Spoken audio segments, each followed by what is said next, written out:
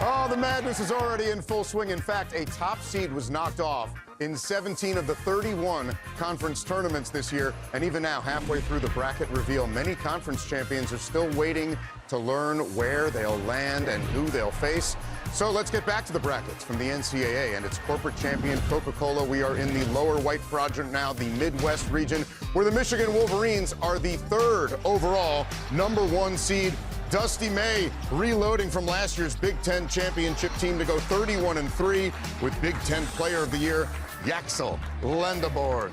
A fun team to watch coming off defeat to Purdue in the Big Ten championship moments ago. They will face the winner in Dayton between UMBC and Howard. A first four matchup. The winner there will face the Wolverines in Buffalo. Moving to Thursday's action in Buffalo, the 8th seed, the Georgia Bulldogs. Their most regular season wins and highest scoring team in school history. The 9 seed there is St. Louis, who jumped out to a 24-1 start, tied a school record with 28 wins so far. Behind Josh Schertz, who gets his first taste of the tournament, there's Robbie Avila. They're ready to go. I knew you couldn't resist calling him out. A tournament favorite now. We go to Friday, and 5 seed in Tampa, Texas Tech. A school record for wins over top 10 teams, including 3 against the top 5, having to rally since the loss of star JT Toppin to a torn ACL. Hoping for good things from Christian Anderson there. They will face the 12 seed Akron, who became the first MAC school to win 3 straight conference tournaments last night. A terrific guard matchup on tap in that one. Tavari Johnson, Player of the Year in the MAC, and Christian Anderson, one of the outstanding point guards in the country. Shamas Scott with that huge shot for the Zips.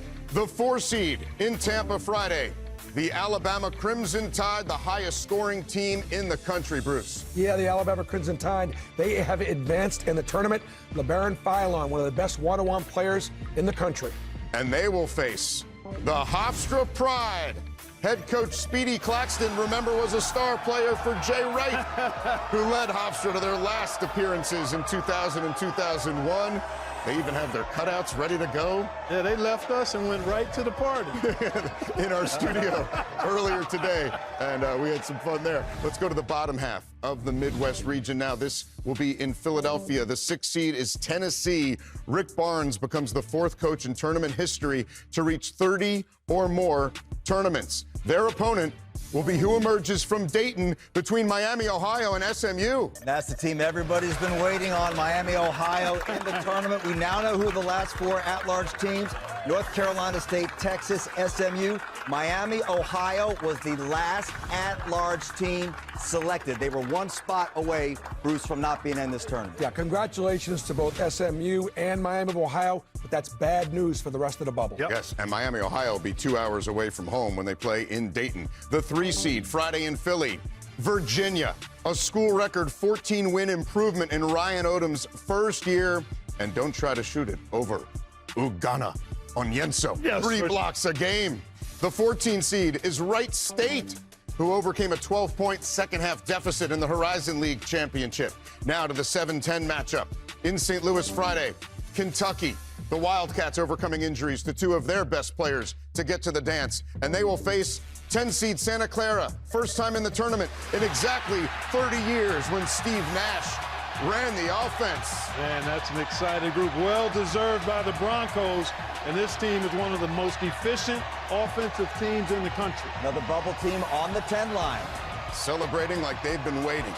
The 2 seed, Iowa State. The Cyclones had their best start and longest winning streak in program history this year, reaching #2 in the country at one point. What a dangerous offense these guys have. Yeah, they can get it done. When they're knocking down threes and being disruptive defensively, they're as good as anybody in the country.